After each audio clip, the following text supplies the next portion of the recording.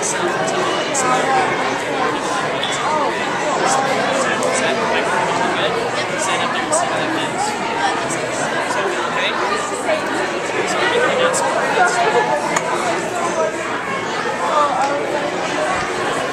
ladies and gentlemen, we're ready to get started, so parents, if you can wrap up where you're at. Again, I appreciate that some of you are willing to stand. I know it's standing room only. You exceeded my expectations for how many people have come tonight, so thank you very much. So if you can bring your voices down so we can introduce our first featured author, he would certainly appreciate your undivided attention. It's kind of nerve-wracking being up in front of a huge crowd.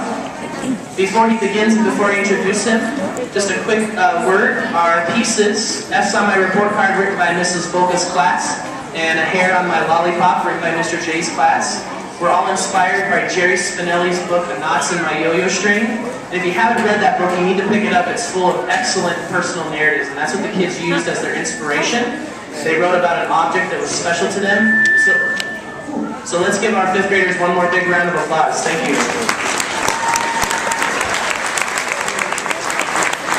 Our featured authors tonight, I chose 4. It was very difficult to only choose 4 to read to you because obviously all of your children did really, really exceptional.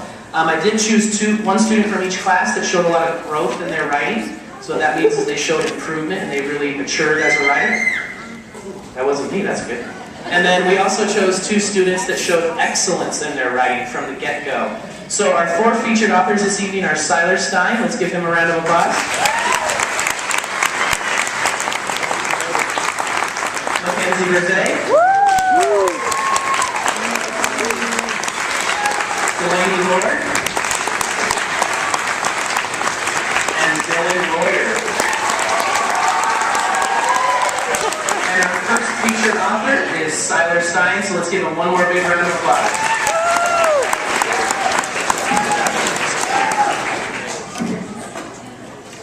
Hi, I'm Siler Stein. This is the object that inspired this story. Glow of the Grass by Siler Stein. In my upstairs bedroom, with evening light through the shades only illuminating part of the area, under the white, wooden, and cracked bunk bed that glows in the low ambiance of the evening, in between the brown, stained, overloaded bookcase and the bright lemon yellow wall, lies a small, dark brown, broken hinge, yet extremely secure chest. It's the dullest of browns that holds more relation to an old rusty coffin full of mold and dust than a chest full of cherished belongings.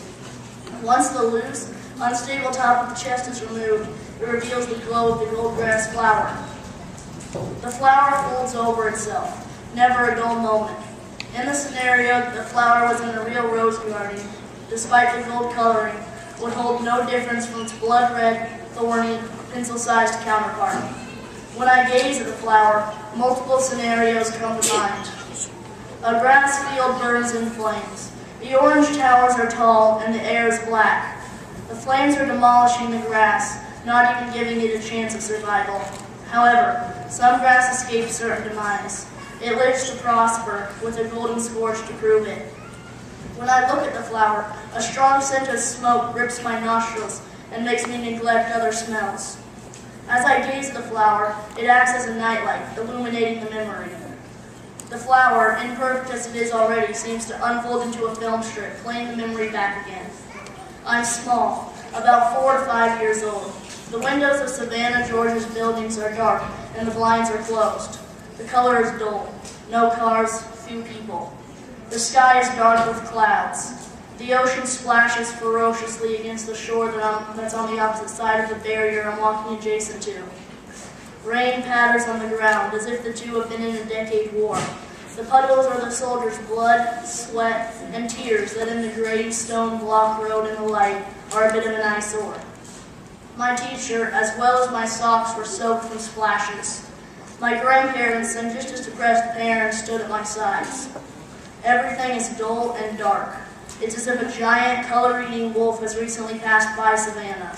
It's like a sunny day was stolen from the world, leaving a nearly post-apocalyptic town. Just as I'm about to lose all hope and happiness, a light appears in the distance. Not a bright light. In fact, it's barely visible at all. But it's a light, no doubt. and as my whole practice and I draw closer, I realize it's a color. In the dullness of the day, the color almost glows, hypnotizing me towards it.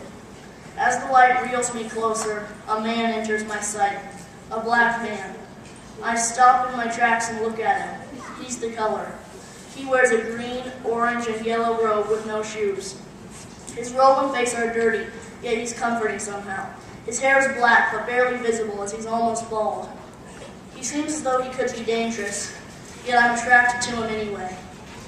I walk up to the blanket, now soaked, that he's calmly sitting on. The blanket isn't store-bought, it's knitted from home. The way he's sitting, his comfort can't be purchased. A satchel leans at his side, but what's in it puzzles me.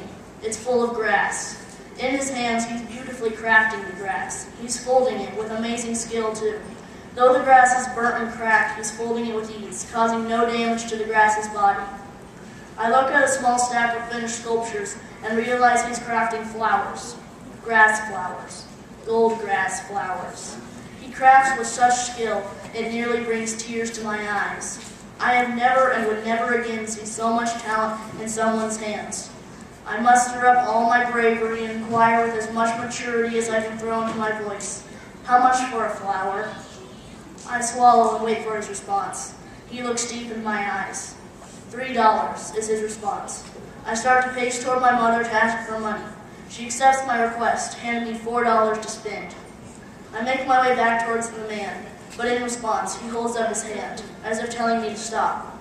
But for you, amigo, he speaks softly, free of cost. I'm careful not to step on his special blanket as time slows down and he hands me the flower. I don't care what his offer was. I handed him all my money anyway. As I grasp the flower in my hands, as delicately as I ever held something, my body goes freezing cold. I start to shiver and shake. Then an extremely comforting warmth washes over me. If you have a special object you cherish, you know this feeling. But if you don't, well, you will never understand. The man is locked in my memory forever, never to be forgotten. I rush as fast as I can to catch up with my parents and grandparents who are re-entering the grayness and present my trophy, my battle scar, my treasure, the one single object that holds a special place in my heart, the thing I will never forget. Now, currently, it stays locked forever in the chest that has no lock. I will cherish it until adulthood and further after that. I will do everything in my power to make sure this box is passed down to my relatives, children, or whoever deems worthy. I'll tell them to pass it down to the next most worthy and the next after that. I'll make sure until death that this box will not leave my family, keeping everything in it. To my children, grandchildren, great-grandchildren. Flour included with everything else.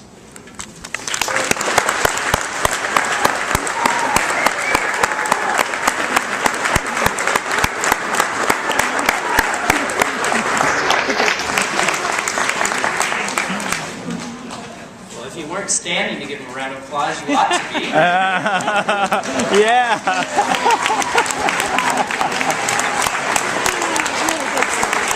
Very well done. Very well done. Hard to believe that a fifth grader wrote that, yeah? Pretty impressive. So our next featured author will be Mackenzie Crusade.